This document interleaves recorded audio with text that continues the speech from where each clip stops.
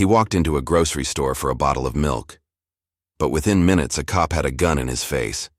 What happened next shocked the entire town. Stay with me. This story will blow your mind. And if you love powerful true stories that restore your faith in humanity, hit that subscribe button right now. It was a quiet Saturday afternoon in the town of Maplewood, a place that looked picture perfect on the outside, with tree-lined streets, neighbors who waved at each other, and a main street that still had a local diner and a barbershop that hadn't changed in 30 years. But beneath that charming surface, not everything was as peaceful as it seemed. James Carter had just returned home to this town, the place he'd grown up in, after nearly 10 years of military service. He was a decorated Army veteran, known among his peers for his calm under fire, his leadership in crisis, and his ability to bring people together under the worst conditions. But none of that mattered in Maplewood, not when you were a black man in a hoodie, just trying to mind your business. James wasn't looking for fanfare or recognition. He wasn't the kind of man to talk about the medals or the nights he stayed, awake overseas while others slept. What he wanted now was simple. Peace. Peace in the little things. Mornings walking his golden retriever, nights cooking for his mom, coffee at the cafe where he used to hang out before he enlisted. That afternoon, with a chill in the air and a soft breeze rustling through the town, James put on his favorite hoodie, jeans, and an old army cap. Nothing flashy, just the clothes of a man trying to blend in. He headed to Greenfield Market, the grocery store where he'd shopped since childhood, to grab a few things: milk, bread, eggs. It should have been a forgettable trip, a few minutes in and out. The store was lively with weekend shoppers, moms with carts full of snacks, elderly couples slowly strolling through the aisles, teenagers laughing near the candy section. James walked in quietly, nodding politely at the greeter, and made his way down the produce aisle. He wasn't in any hurry. As he picked up a carton of milk, he felt the comforting familiarity of being home. But somewhere across the store, someone else saw him differently. Officer Rick Daniels, a local cop known for being overly aggressive and always on edge, was off duty that day, shopping with his young son. Rick didn't recognize James, not as a neighbor, not as a veteran, not even as a fellow citizen. All he saw was a tall black man in a hoodie walking with purpose. That, for Rick, was enough. James didn't notice the way Rick's eyes followed him at first. He was too busy reading labels, comparing brands, and texting his mom to ask what kind of bread she wanted. But Rick had already started following him, hand resting near his hip, not on his wallet, not on his phone, but near his holster. Shoppers continued about their business, unaware that a storm was quietly brewing in aisle 5. James turned the corner to grab some cereal, and that's when Rick made his move. "Hey!" he barked, loud enough to stop conversations 2 aisles over. James turned, surprised, confused. "Is there a problem, officer?" he asked, standing still, milk still in hand. Rick didn't answer with words. He reached for his gun. Right there, in the middle of a grocery store, surrounded by families and children, he pointed a weapon at a man who had done absolutely nothing wrong. Gasps erupted. Carts rolled to a stop. A child began to cry. In an instant, the air shifted from casual weekend chatter to silent panic. James raised his hands, not out of guilt, but out of experience.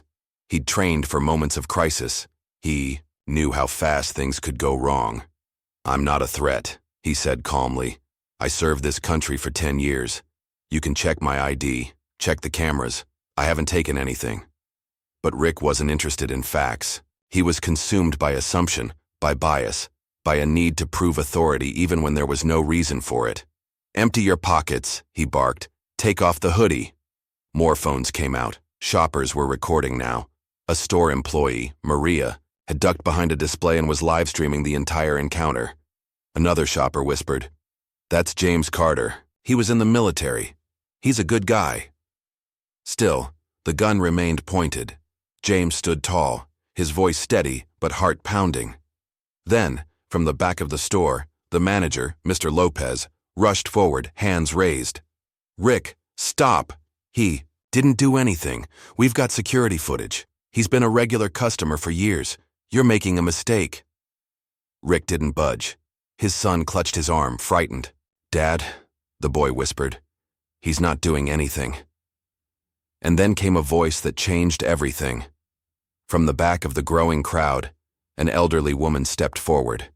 It was Mrs. Anderson, the retired school teacher who had taught half the town's kids, including Rick. She didn't yell. She didn't plead. She simply looked at Rick and said, "You're pointing a gun at a man who protected your freedom. Do you even hear yourself?" One by one, the crowd began to speak. "James helped my brother when he came home from Iraq. He volunteers with the youth program every weekend. That's the guy who fixed my tire in the snow last winter." In a matter of moments, Rick found himself standing alone, weapon in hand, surrounded by a town no longer silent. The real police arrived minutes later, sirens cutting through the tense air. They took over the scene, disarmed Rick, and escorted him out of the store. James didn't yell, he didn't curse. He simply nodded, lowered his hands, and walked out of the store. Not just with a bottle of milk, but with the entire town behind him. The video went viral. News outlets picked it up within hours. There were interviews, public outcry, calls for justice, but more importantly, calls for change. Rick was suspended immediately, later removed from duty. The police department issued a formal apology and began community training initiatives. But James didn't seek revenge. Instead, he used his platform to advocate for unity, respect, and the importance of standing up, not with violence, but with truth. Maplewood had shown its true colors that day, and because of one man's quiet strength, one woman's courage, to speak up, and a community's decision to say enough, something powerful shifted. James didn't come home to be a hero, but sometimes, the ones who deserve it the most are the ones who never ask for it. Across the brightly lit aisles of Greenfield Market, nestled within the familiar rhythm of small-town life, a storm was quietly building, unnoticed by most, but about to change everything. Officer Rick Daniels, though technically off-duty, wore his uniform like armor as he shopped with his young son. He wasn't just any officer in Maplewood. To some, Rick was known as a stickler for the rules, someone who kept order at all costs. But to others, especially those who had encountered his darker side, he was a man who often let personal bias dictate his behavior, a ticking time bomb hidden behind a badge and a buzz cut. That afternoon, Rick wasn't focused on groceries. He was watching people, watching movement, watching for something, anything, that could justify the quiet aggression always bubbling just beneath his surface. And that's when James Carter passed by, basket in hand, walking with the casual confidence of someone who belonged because he did. A man who'd spent 10 years serving his country, who knew how to diffuse a tense room, who had carried wounded friends through enemy fire, now found himself walking past someone whose idea of threat was shaped not by actions, but by assumptions. James didn't notice Rick at first. He was comparing cereal prices, thinking about whether to get almond milk or regular, maybe picking up a few extra items for his mom. But Rick, he noticed everything, or at least he thought he did. His eyes narrowed, jaw clenched, and without a word, a thought had already poisoned his mind. This guy doesn't belong. The hoodie, the confident stride, the skin color. Rick's internal alarm bells rang, and none of it had anything to do with logic. He muttered something under his breath, low enough that even his son couldn't hear, then slowly began to follow James through the store, each step deliberate, each glance laced with suspicion. His hand hovered near his holster, not just resting there, but ready, like a predator eyeing a target. At first, James brushed it off. He'd dealt with this before. Looks that lasted too long, shadows that trailed behind him. But there was something different in the air today. He felt it, like the moment before a thunderstorm cracks open the sky. As he turned into the snack aisle, grabbing a box of crackers, he heard the footsteps behind him grow louder. He didn't look back yet, but he knew. He could feel the tension following him, curling around his shoulders like smoke. Nearby, a few shoppers began to notice the pacing, the strange energy between the two men. A couple glanced toward Rick, then toward James, unsure of what was happening, unsure whether to intervene or just keep moving. James, keeping calm, turned down the next aisle, cereal. Rows of bright boxes lined the shelves, cartoon mascots smiling, oblivious to the drama brewing in their midst. And then it happened. Rick's voice sliced through the soft hum of grocery store chatter like a blade. "Hey, stop right there!" The tone was sharp, commanding, filled with authority, but also something else. Fear, ego, or maybe something darker. James froze, blinking in confusion. He turned around slowly, not wanting to escalate anything. The moment his eyes met Rick's, he knew this wasn't just about mistaken identity. This was personal. This was about something Rick saw in him, not because of what he did, but because of what he looked like. "Is there a problem, officer?" James asked, calm, steady. His voice didn't tremble, but his heart was starting to pound. Not out of fear, but out of frustration. He had done nothing. Nothing except exist in a space that, to Rick, seemed suspicious.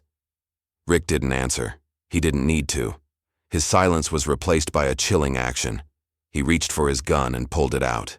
Right there, in the middle of the cereal aisle. For a moment, time stood still. The bright colors of the cereal boxes blurred. The soft store music faded into a terrifying quiet. All eyes turned toward them. A mother screamed and shielded her child. A cart crashed into a display, and James stood there, completely still, his hands slowly raising, his mind racing. Not because he was guilty, but because he knew exactly how fast these moments could spiral. This wasn't a war zone, but it felt more dangerous.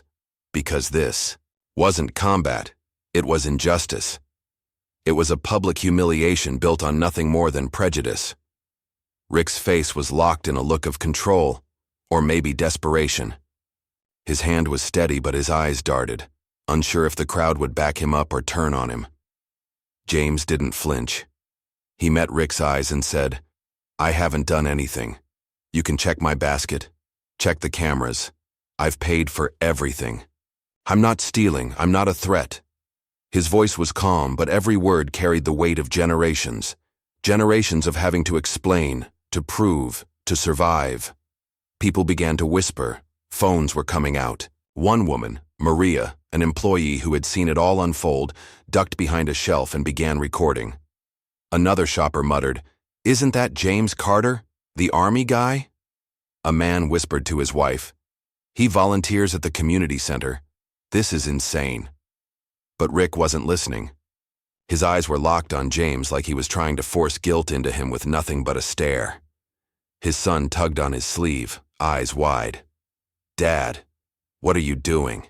he asked, voice trembling. The question hung in the air, louder than any accusation, because even a child could see what was wrong. But Rick was too far in now. To him, backing down felt like weakness. And yet, even as the crowd around them thickened, even as phones recorded and eyes widened, James didn't break. He stood tall, not with defiance but with dignity. The kind of dignity that comes from knowing who you are, even when someone else tries to strip it away.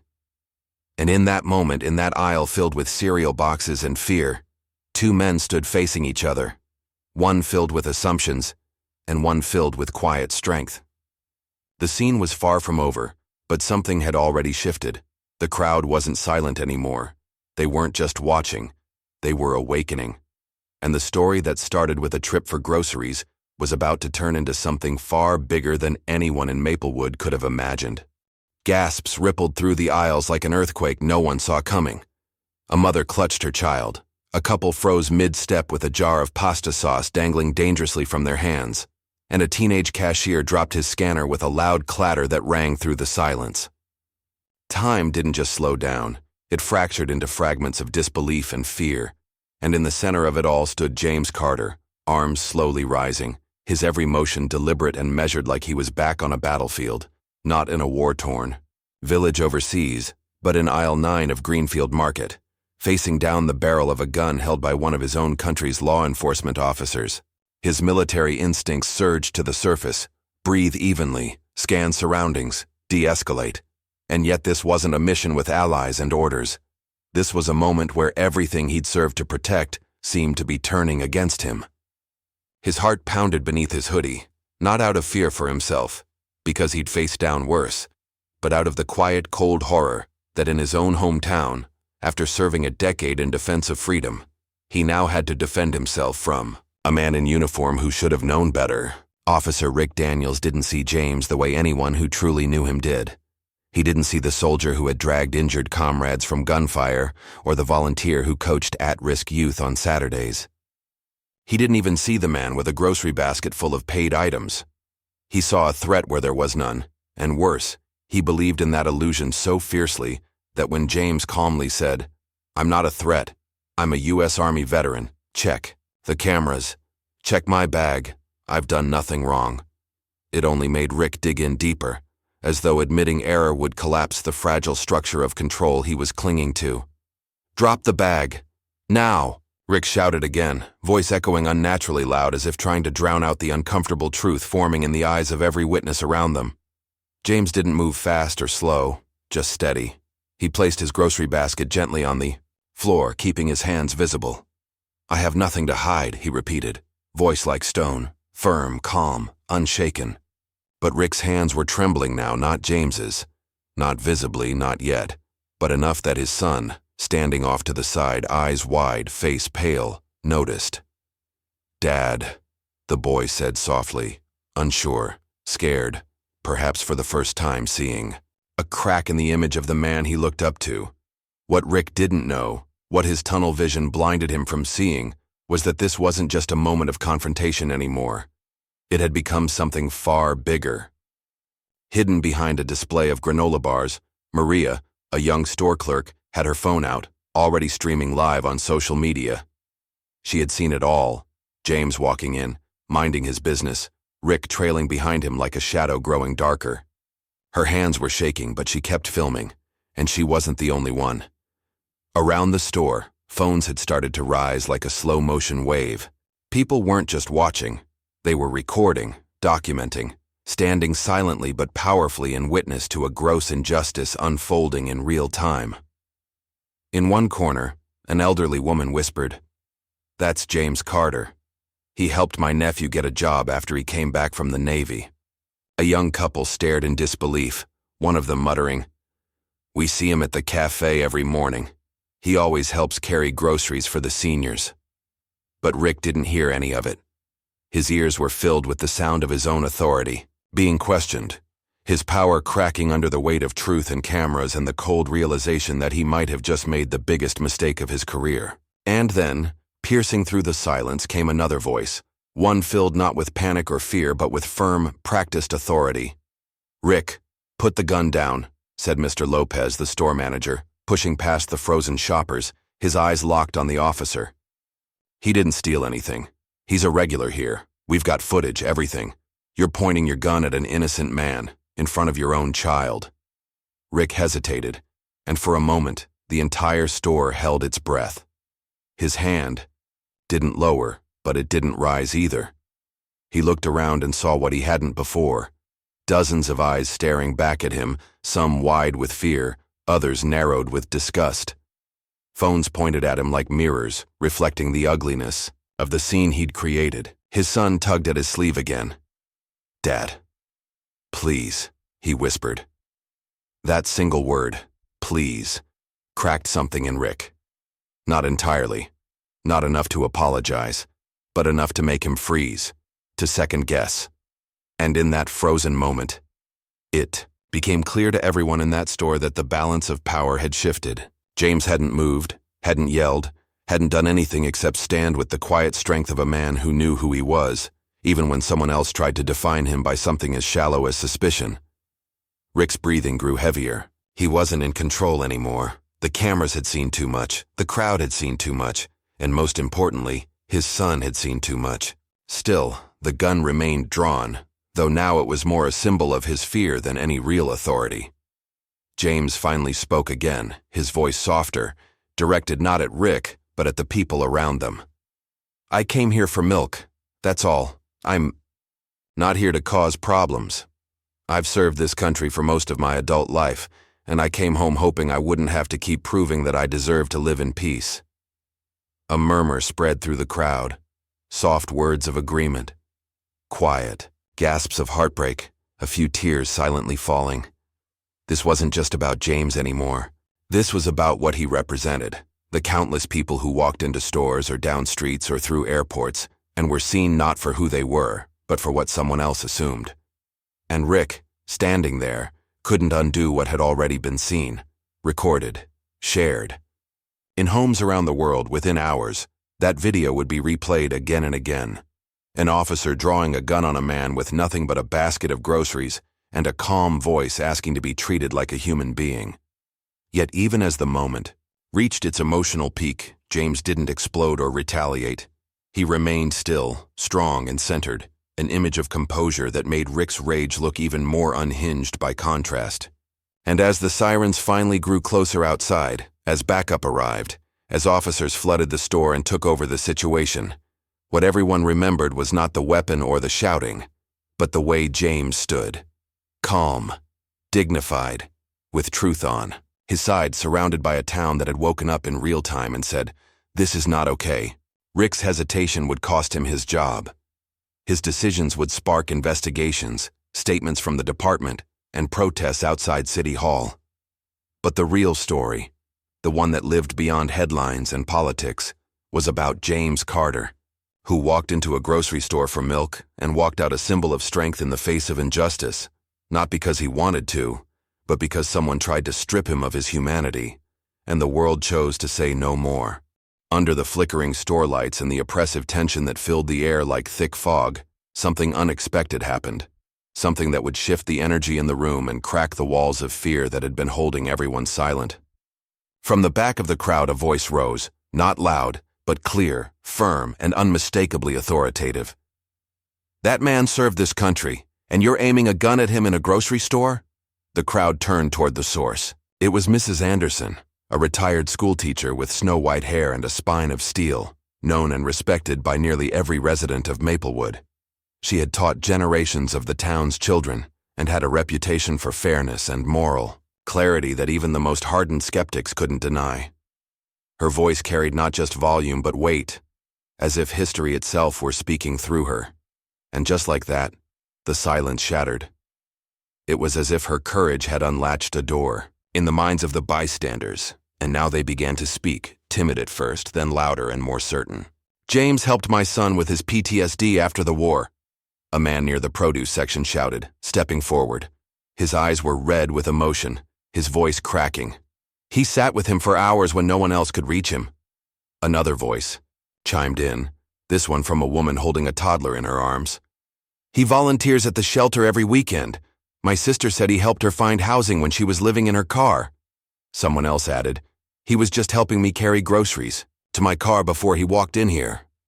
And on it went, like a ripple of truth tearing through the false narrative Rick Daniels had tried to construct. Each voice added a brick to the wall of support building around James, pushing back against the fear, against the accusation, against the presumption that his appearance justified a threat response. Rick turned slowly, his eyes scanning the crowd, that now seemed less like passive witnesses and more like a jury delivering its verdict. The confidence he once had, the authority he assumed would protect him, was visibly crumbling. His face, once tight with determination, now twisted into something closer to confusion, even shame. He'd expected support, silence, compliance.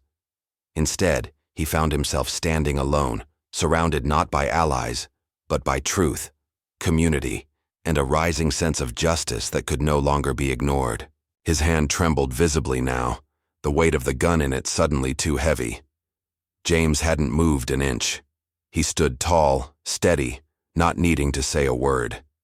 It was the people around him who spoke for him now, each statement a testimony, each word a blow to the illusion of guilt Rick had clung to. Rick's son tugged at his jacket again, the innocence in his eyes now shadowed by something darker. Confusion, maybe even disappointment. That small tug seemed to drain the last of Rick's resolve. Slowly, shakily he lowered the gun, but the damage had already been done. The moment was captured from multiple angles, streaming live across social media, the story unfolding in real time beyond the walls of Greenfield Market. And then, as if on cue, The sound of sirens sliced through the charged silence.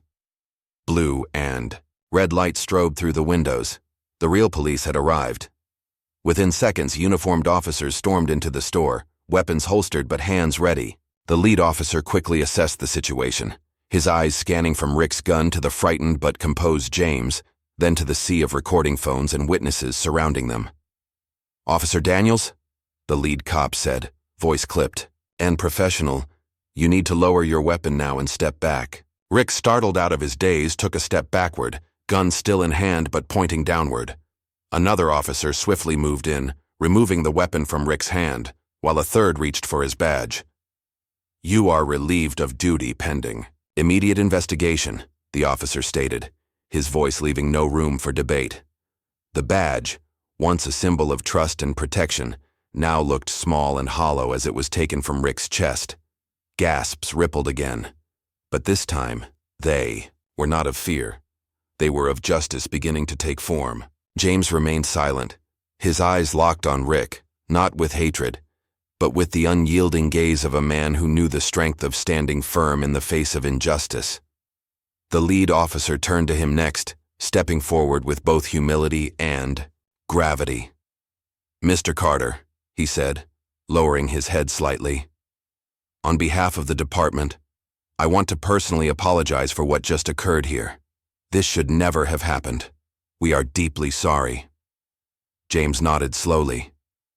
"Thank you," he said, not for show or approval, but because it was the right thing to say, even in a moment where no apology could erase the pain. The crowd watched, some in tears, others in stunned silence. But what was unspoken was perhaps more powerful than anything said aloud. They had witnessed a moment of reckoning, not just for one man, but for a system, for assumptions, for a town that had too long ignored its undercurrents. And now, those undercurrents had surged to the surface, demanding attention, demanding change. Rick Daniels was escorted out of the store, his head bowed not from physical restraint, but from the undeniable weight of accountability. His son followed, still silent, holding tightly to the memory of what he had seen, a moment that would reshape his understanding of justice, power, and truth. As for James, he was offered support from every corner of the community. Shoppers hugged him. Maria, the clerk who had streamed the encounter, wiped her eyes and handed him his bag of groceries, now free of charge. Mr. Lopez, the manager, insisted on covering his bill and walked him to the door personally. Outside, the flashing lights began to dim, replaced by a warm spring sun that shone through the clouds as if nature itself were affirming that light always pierces darkness, eventually. And while James never asked for the spotlight, that day he became a beacon, not just for Maplewood, but for anyone who had ever been misjudged, mistreated, or made to feel less than what they truly were. The turning point had come, not with shouting or violence, but with courage, truth, and a community that, when tested, chose to stand on the side of justice. The video spread like wildfire, faster than anyone in Maplewood could have imagined. Within hours, it had been shared across every major social media platform, and by the end of the day, it was making headlines on national news outlets. The thumbnail of a gun pointed in a grocery store, a veteran standing tall with his hands raised, and bystanders voicing their support became a symbol, raw, powerful, and impossible to ignore. Talk show hosts discussed it. Community leaders reacted. Social media exploded with hashtags like Justice for James and Stand with Veterans. But while outrage burned hot and bright across the internet, what rose out of the ashes was something even more powerful. Hope. Instead of leaning into anger, James Carter, the man at the center of it all, chose a different path, one that would leave a deeper impact. Despite thousands demanding legal action and some even offering to fund lawsuits on his behalf, James didn't press charges against Rick Daniels. People were stunned. But James, with the calm presence of a man who had seen true conflict overseas, made a quiet public statement that resonated louder than any courtroom victory ever could. "I didn't come home from war to fight my neighbors," he said in a local interview that soon reached national airwaves. "I came home to live in peace. What happened to me was wrong, but we can use it to make things right for everyone." He used the attention not to tear people down, but to build bridges. James spoke at town halls, schools, even on livestream panels. He urged dialogue, empathy, and accountability. He talked about dignity, not just in uniforms, but in how we treat each other on the street, in stores, in everyday life. His message wasn't angry, it was empowering. What you do when nobody's watching, that's who you are, he said during a speech that was later used in police ethics training. And what you do when the world is watching, that's your legacy. The Maplewood Police Department, shaken by the national attention and humbled by James's grace, took swift and visible action. Officer Rick Daniels was dismissed from the force, his badge permanently revoked, and he later issued a public apology, not just to James but to the entire community. His statement, read through trembling lips at a community forum, admitted his biases and called his actions a failure of judgment, character, and service. Many didn't forgive him right away, some never would, but others saw in his words a first step, not toward redemption, but toward understanding the damage and doing the work to never repeat it. The department didn't stop there. New training programs were launched, focused on de-escalation, racial bias, and community engagement.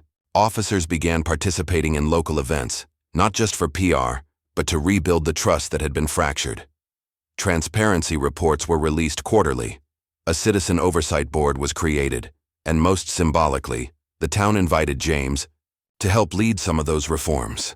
Not because they felt guilty, but because they recognized his strength and integrity as a guiding light. James agreed, but only under one condition. No titles, no politics, just real conversations with real people. And he meant it. He organized monthly coffee meetups between officers and residents, often hosting them himself at the local park. Over time, the atmosphere in Maplewood shifted. Conversations replaced assumptions. Eyes opened. Kids grew up seeing officers not just as authority figures, but as neighbors. And all of it, every single change, had started with one man who chose to stay calm, to stand tall, and to speak truth with kindness. As for James, he never sought fame. He didn't cash in on book deals or run for office, though many encouraged him to. Instead, he returned to his quiet routines, morning walks with his dog, coffee from the cafe where he now received free refills for life, and afternoons spent mentoring young veterans transitioning back into civilian life. Yet he wasn't alone anymore. He couldn't go anywhere in town without being greeted with a nod of respect, a handshake, or someone saying, "Thank you, not just for your service, but for who you are." Even local schools began including his story in their social studies curriculum, not to glorify conflict, but to teach courage, character, and community. On the one-year anniversary of the incident, the town held a Unity Day, not to dwell on what happened, but to celebrate what had changed since. Families gathered, officers played basketball with teenagers, and James, ever humble, stood quietly near the edge of the crowd until someone handed him the mic. He smiled, looked around at the faces beaming with pride, and said only this: "Sometimes, change begins with a mistake. But it lasts when good people choose to fix it. Together." The applause was thunderous, not just because of the words, but because they came from a man who had lived every letter of them. And so, the man who once stepped into a grocery store for milk and left as the center of a national storm ended up becoming something more than a headline. He became a symbol of quiet strength, of earned respect, and of how one moment handled with dignity can ripple into a lifetime of impact. In a world quick to judge and even quicker to shout, James reminded everyone that real change doesn't always come from anger. Sometimes it comes from a steady voice in a storm. Sometimes karma isn't thunder or lightning. It's a community, rising to its feet, choosing what's right and refusing to sit back down. In a world where assumptions can turn dangerous and silence can be deadly, courage, calm, and character shine the brightest. James Carter didn't fight hate with hate. He met it with dignity and turned a moment of injustice into a movement for change. His story reminds us that real strength isn't about force. It's about staying grounded, standing tall, and choosing what's right, even when the world is watching. If this story moved you, inspired you, or made you think differently, even for a moment, then help us share more powerful stories just like this. Hit that subscribe button, give this video a thumbs up, and leave a comment below letting us know your thoughts. Stories like James's deserve to be heard, and you can help make sure they are.